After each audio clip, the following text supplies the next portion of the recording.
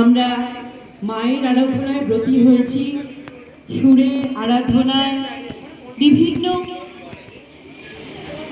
বিভিন্ন আরাধনার মাধ্যমে অনেক আধুনিকতা থাকলেও আমরা পুরাতনী সেই সুরে মাতৃবন্দনা করি। আজও আমরা সেই পুরনো দিনের গান শুনলে হৃদয় উঠে যায়। তাই আমরা পুরনো দিনের কিছু গান পরিবেশন করছি।